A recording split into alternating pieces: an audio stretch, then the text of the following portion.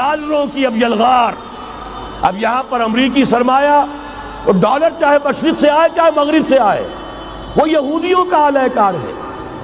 آپ نے اگر $1 نوٹ کا اگر کبھی نقشہ دیکھا ہو اس کے اوپر جو سگنیا بنا ہوا ہے جو نشان ہے وہ کیا ہے؟ پیرامڈ، احرام مصر. یہ کن کے لیے اہمیت رکھتے ہیں؟ ہزارہا یہودیوں کا خون اور ان کی ہڈیاں ان پیرامڈز کے تلے دبی ہوئی. جب یہ احرام بنائے گئے تھے یہ یہودی وہاں غلامی کے دور میں تھے، بیگار ان سے لی جا رہی تھی. بڑے بڑے پتھر جب گرتے تھے تو پسنے والے یہودی ہوتے تھے.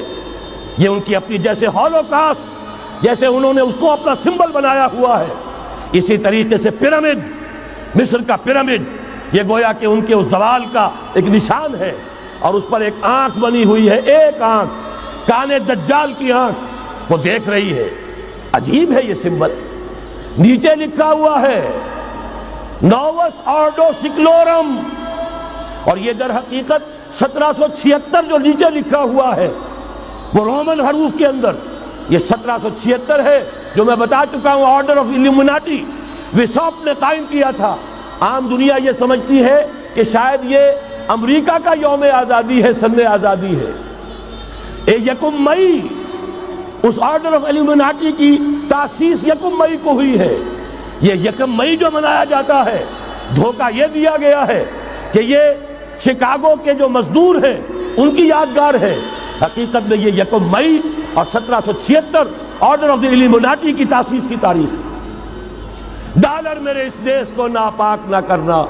اور میں تو انہیں داد دیتا ہوں جو کچھ انہوں نے، شاعر کہتے ہیں اس کو جو صاحب شعور ہے، اس صاحب شعور نے جو مشاہدہ کیا ہے کہ ڈالر آئے گا تو کیا آئے گا ہمارے ہاں. میری تو فکر کے اندر رچ بس گیا ہے. پاکستان کے بارے میں جب کہا تھا اے آندھیوں سنبھل کے چلو اس دیار میں، امید کے چراغ جلائے ہوئے ہیں ہم. ہماری امیدوں کے چراغ ہے یہ. اسلام کا گہوارہ بننے والی ملک ہے یہ. اس کو ہم نے قائم کیا تھا اسلام کے لیے. یہ آندھیاں نہ چلیں.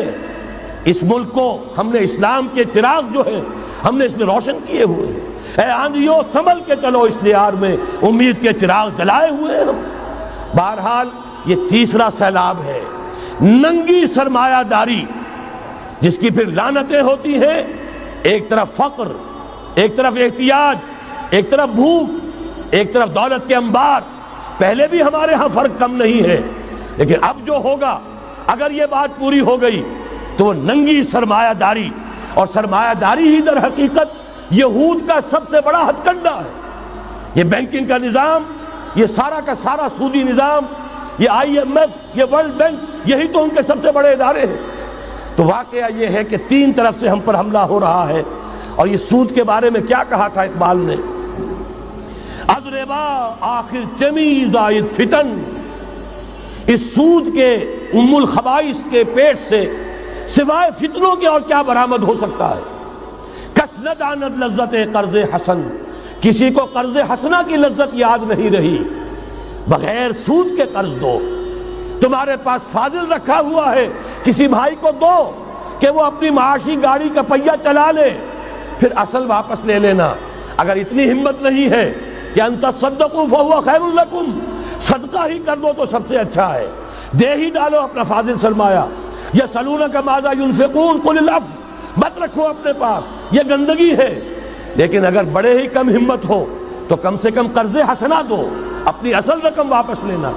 کس نہ داند لذت قرض حسن. از ربا جاں تیرا دل چوں خشت و سنگ. اس لیے کہ سود کے ذریعے سے انسان کے اندر تاریکی پھیل جاتی ہے. دل جو ہے اینٹ کے مانند، پتھر کے مانند سخت ہو جاتا ہے، کٹھور. ثم قست قلوبکم فہی کالحجارۃ او اشد قسوہ. آدمی درندہ بے دندان و چنگ، اور انسان بغیر اس کے کہ بھیڑیوں والے دانت ہوں اور بھیڑیوں والے پنجے ہوں بھیڑیا بن جاتا ہے. بہرحال اب کرنے کا کام کیا ہے اس کو سمجھیے. اس پوری صورتحال کا میں نے آپ کے سامنے نقشہ پیش کر دیا. ایک طرف مغرب سے نیو ورلڈ آرڈر، جو جیو ورلڈ آرڈر ہے، اس وقت کی سپریم پاور آن ارتھ امریکہ کی سرپرستی میں بڑی تیزی کے ساتھ حملہ آور ہے. دوسری طرف وَمَكَرُوا وَمَكَرَ اللَّهُ وَاللَّهُ خَيْرُ الْمَاكِرِينَ۔ اللہ کو پامردی مومن پہ بھروسہ، ابلیس کو یورپ کی مشینوں کا سہارا۔